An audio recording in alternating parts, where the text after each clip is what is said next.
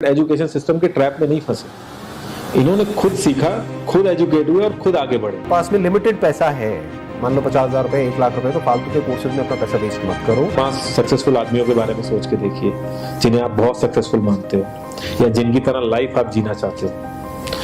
मैं ये कह सकता हूँ कि वो इस एजुकेशन सिस्टम की वजह से तो सक्सेसफुल नहीं होंगे, चाहे वो जो भी हो। तो अपने उस 50,000 रुपए को, लाख रुपए को बचाओ, उसको यूज करो बिजनेस को करने के लिए, जो सीखा है उसको प्रैक्टिकली करने के लिए। लोग अपनी 25% से ज्यादा जिंदगी इस करंट एजुकेशन सिस्टम में लगा देते हैं ताकि अपने से कम पढ़े लिखे आदमी की कंपनी में जाके उसके सपने पूरे कर सकें। एजुकेशन सिस्टम के ऐसे हकाइक जो आपके भी होश उड़ा दें।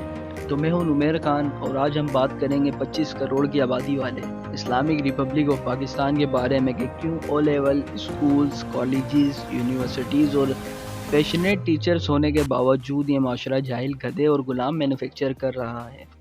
इनके पास ना कोई काबिलियत है, ना कोई स्किल्स के वो सोसाइटी में कुछ कंट्रीब्यूट कर सकें। यहाँ पर बिजनेस माइंडसेट, लेक्चरार, साइंटिस्ट की बजाय ऐसे इन्फ्लुएंसर पैदा होकर सोसाइटी को अपने जैसा गलीज बनाने में मोटिवेट कर रहे हैं और यहीं से आगाज़ होता है मोरल और मेंटल फॉल का। आज की वीडियो में जो बातें डिस्कस करने वाला हूँ वो रियलिटी पर मबनी है, बल्कि मेरा पर्सनल एक्सपीरियंस भी है। ये एक अमेजिंग वीडियो है जो कि एक्सपोज करेगी कि पिछले 70 सालों से पाकिस्तान आसमानों की ऊंचाइयों से ज़मीन की गहराइयों तक कैसे पहुँचा। दुनिया ने साइकिल के बाद मॉडर्न जहाज़, गाड़ियाँ और टेलीफोन के बाद स्मार्टफोन बना लिया, लेकिन अब ज़रा ठहर के ये सोचेंगे क्यों एजुकेशन सिस्टम इंतहाई बुरी तरीके से फेल हो चुका है। आज अगर बात की जाए 150 साल पुराने क्लासरूम की और आज के क्लासरूम की, तो कुछ भी नहीं बदला।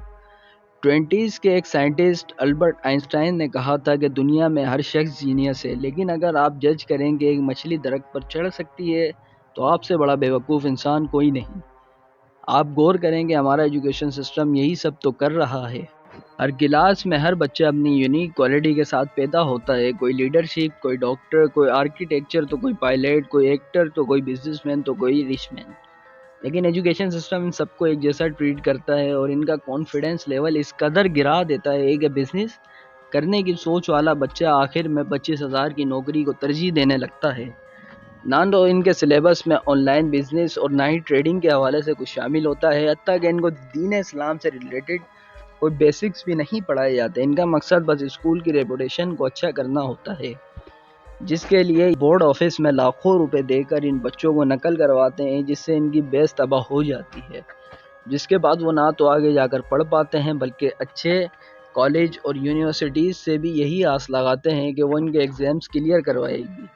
और इसी दौरान पैदा होते हैं करप्टेड और पढ़े लिखे जाहिलों की एक नस्ल, जिसके पास डिग्री तो फिलासफर, मास्टर्स और MBBS की होती है, लेकिन काबिलियत में एक अनपढ़ इंसान के बराबर। यही एजुकेशन सिस्टम आपको तैयार करके हमारी मिसाल के मुताबिक दरख्त पे चढ़ने वाली मछली समझ लेता है, जिसकी वजह से गुलामों की लिस्ट में एक और नंबर का इजाफा So the हो जाता old है। school idea of slavery, let's talk about slavery. A government would get slaves, make them work for free and build things. That's slavery.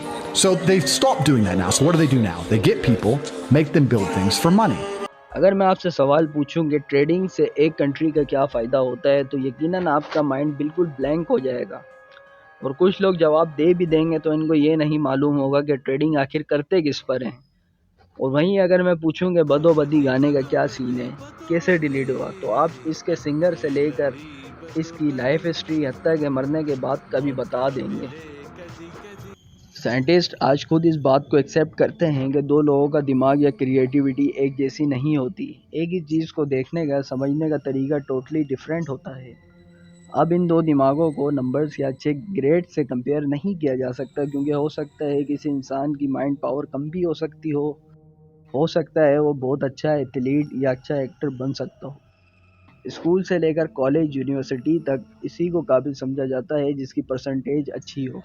और फिर इन यंग जनरेशन को ये सुनहरा ख्वाब दिखाया जाता है कि डिग्री मुकम्मल करने के बाद आपको बहुत अच्छी जॉब मिल जाती है, जिसके बाद आप खूब कमाओगे, अच्छा बैंक बैलेंस होगा, गाड़ी होगी, आप बहुत कुछ कर पाओगे लाइफ में।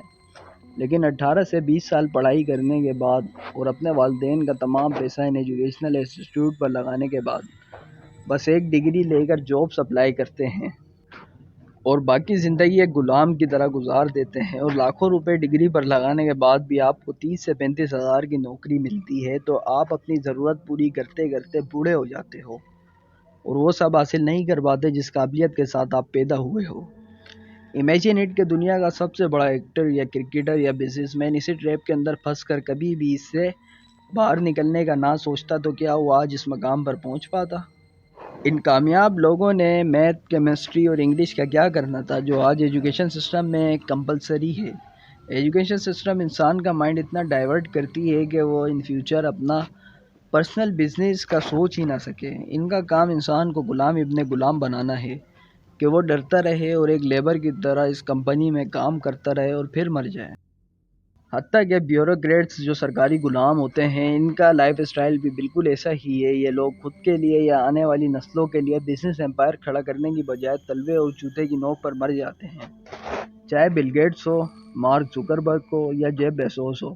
اگر دنیا کے ان تمام امیر ترین لوگوں نے بھی یہی سوچا ہوتا تو کیا وہ آج ٹاپ ریچسٹ کی لسٹ میں شامل ہوتے؟ خیر، اکارڈنگ ٹو آر ریسرچ، سال 1760 سے لے کر 1840 انڈسٹریل ریولوشنز کا دور تھا۔ جگہ جگہ فیکٹریز لگا کر وہ چیزیں لگاتار بن رہی تھی جو اپنے ہاتھ سے لوگوں کو بنا کر سیل کرنے میں بہت ٹائم لگتا تھا۔ لوگ اپنے گھروں کے اندر یہ پروڈکشن کر رہے تھے، لیکن دوسری طرف ان فیکٹری کے مالکوں کو بڑے پروفٹ کے لیے زیادہ لوگوں کی ضرورت تھی جو پیسے اور کھانے کے بدلے غلامی کرتے۔